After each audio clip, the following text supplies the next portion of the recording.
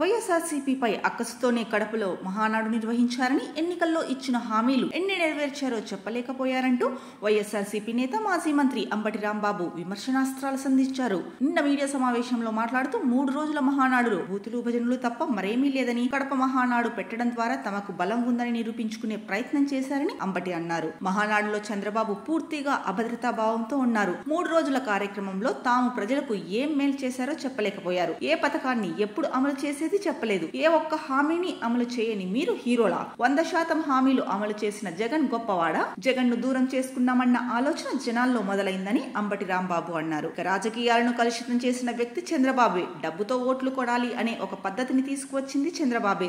Single గా ఎన్నికల్లో పోటీ చేసి ఒక్కసారి కూడా చంద్రబాబు గెలవలేదు. ఎన్టీఆర్ కు వెన్నుపోటు పొడిచిన తర్వాత ఆయన చంద్రబాబు గురించి ఏం మాట్లాడారో అందరూ చూశారు. జామాత దశమగ్రహం అంటూ ఎన్టీఆర్ చంద్రబాబును పోల్చారు. నందమూరి వంశం నుంచి స్టేజ్ మీద ఒక్కరు కూడా లేరు. నందమూరి కుటుంబ మహానాడు కాస్త నారావారి మహానాడులా మారిపోయింది. అధికారంలో లేనప్పుడు ఎన్టీఆర్ కు భారతరత్న ఇవ్వాలి అంటారు. ఇప్పుడు ఎన్డీఏలో కీలకంగా ఉన్న మీరు ఆ ప్రతిపాదన చేయొచ్చు కదా. కడప మహానాడు తుస్సుమంది ప్రజలను డైవర్ట్ చేయడానికి కామెడీ ఆర్టిస్టులను తీసుకొచ్చారు. మాట్లాడితే తల్లి చెల్లి అంటారు. గృహ ప్రవేశానికి చంద్రబాబు తన చెల్లెళ్లను పిలిచారా?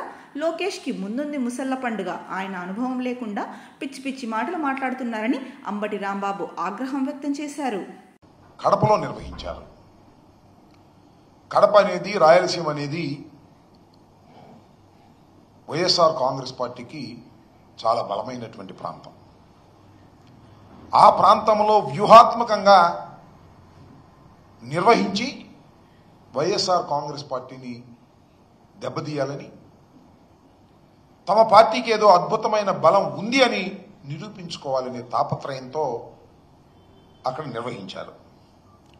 సరే, ఆ 3 రోజుల పాటు నిర్వహిస్తే చూస్తే ఆ డయాస్ మీద ఆర్భాటం బాగా చేశారులే, దానిలో ఏమీ సందేహం లేదు.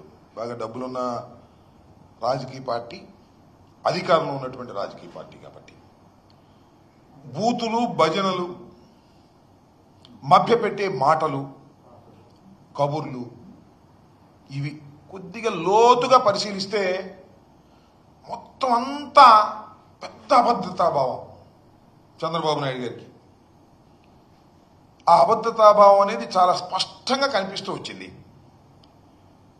3 రోజుల పాటు జరిగినటువంటి ఈ మహానాడులో వారిచ్చిన హామీలు సూపర్ 6, సూపర్ 7, అవి కాక 148 హామీలు ఇచ్చారు.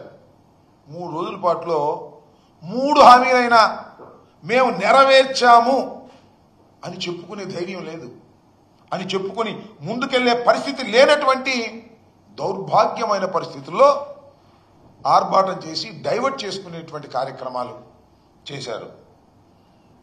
తెలంగాణ నుంచి, అక్కడి నుంచి, ఇక్కడి నుంచి కొంతమంది కేతుగాళ్లను, కొంతమంది హాస్యనటుల్ని తీసుకొచ్చి స్కిట్లేసి డైవర్ట్ చేసేటటువంటి పరిస్థితి తెచ్చారు తప్ప, సూటిగా ప్రజలకు ఈ సంవత్సరం పాటు మేము ఇది చేశాము అని చెప్పుకున్నటువంటి సందర్భమే 3 రోజులు ఎక్కడ కనిపించవా.